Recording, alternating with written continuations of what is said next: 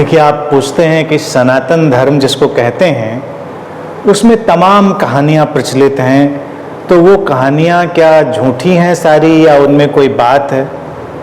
तो ये बात देखिए बहुत ही संतुलन के साथ समझदारी से हमें समझनी पड़ेगी। हमारे जो पुराने ऋषि थे जिन्होंने इन सब साहित्यों की रचना करी, उन्होंने तो बहुत खूबसूरत ढंग से अपनी बातें रखी। कहानियाँ तो कहानियाँ हैं, इसमें कोई शक नहीं, इसको मानने का कोई कारण नहीं कि कहानियाँ कहानियाँ नहीं हैं। वो सिंबॉलिक बहुत ज़्यादा हैं। हम उसको देखिए अध्यात्म साहित्य भी कहते ही हैं, और साहित्य जब भी कहीं होता है वो कल्पना की गुंजाइश रखता है, और ज़्यादातर साहित्य हमारा काव्यात्मक है, पोएटिक है, तो पोएट्री में भी हम बहुत सारे सिंबल्स का उपयोग करते हैं, सिंबॉलिक चीज़ें रखते हैं। तो उन्होंने तो बात कही और आगे चले गए, लेकिन सिंबल्स को लोग जब यथार्थ मानकर चलने लग जाएं, प्रतीक को यथार्थ मानने लग जाएं, तो मैं समझता हूं आने वाली पीढ़ियों में अड़चन हो जाती है। लिखने वालों ने तो कोई कमी नहीं छोड़ी, उससे खूबसूरत लिखना मैं समझता हूं संभव नहीं है। जैसे महाभारत की बात करी, रामायण की बात, ये एपिक है, महाकाव्य हैं, इनको महाकाव्य ही कहते हैं, इन पर बहुत शोध भी हुआ है।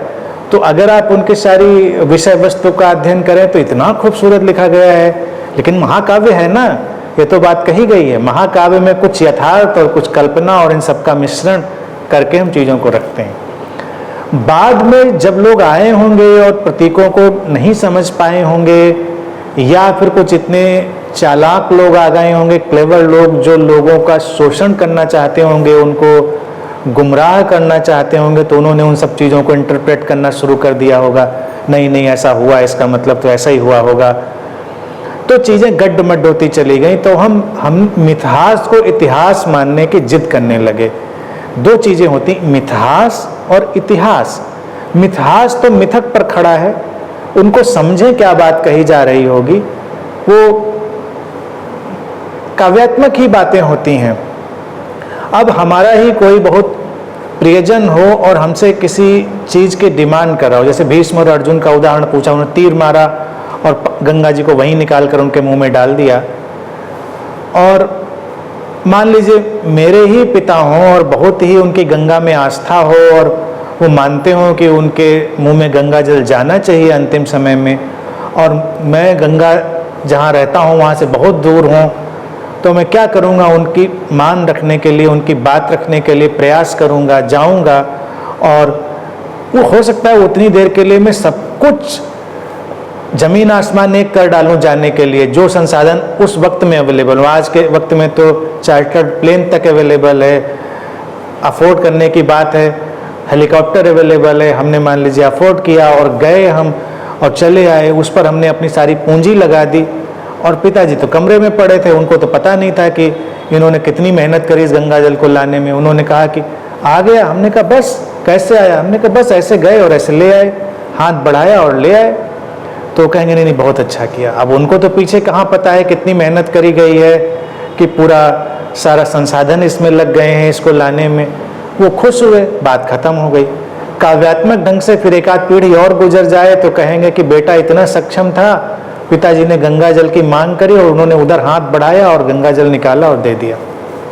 कहानियाँ तो पीढ़ी दर पीढ़ी ऐसे अतिशयोक्ति में ढलती बदलती जाती है। मतलब हम उनको किसी भी ढंग से देख सकते हैं। मेरा स्पष्ट रूप से मानना है अध्यात्म को अब वक्त है, अब हम लोग इतने मैच्योर हो चुके हैं इस स्पिरिचुअल जर्नी में कि स्टोरीज को उनसे अलग कर देना चाहिए। कहानियों से अलग करके जो यथार्थ है उसको हम समझें, जो वास्तविकता है हम उसको समझें। अगर हम उसको नहीं समझेंगे तो हमारे अंदर तमाम अड़चनें रहेंगी, तमाम प्रश्न खड़े रहेंगे और उनका हल किसी को नहीं मिलेगा, लोग उलझे ही रहेंगे। अगर हम महाभारत के पीछे ही लौटें, कृष्ण के जीवन में लौटें, तो उनके जीवन में इतने चमत्कार देखेंगे, लेकिन फिर भी ये बात लोग भूल जाते हैं कि चमत्कार के बावजूद महाभारत तो हुआ, विभीषिका तो हुई, विनाश तो हुआ। तो क्या हम ये बात मानने के लिए तैयार नहीं होंगे कि सबसे बड़ा चमत्कार तो यही होता कि वो किसी का हृदय परिवर्तन कर देते, मन परिवर्तन कर देते? क्या कृष्ण शंकराचार्य से कम अक्षम व्यक्ति रहे होंगे?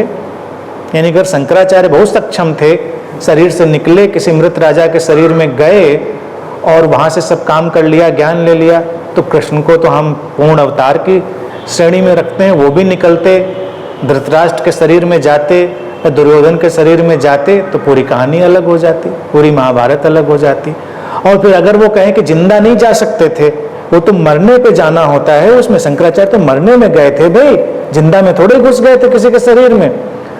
तो जहां लाखों लोगों को मरवाया था, आपने एक और मरवा देते।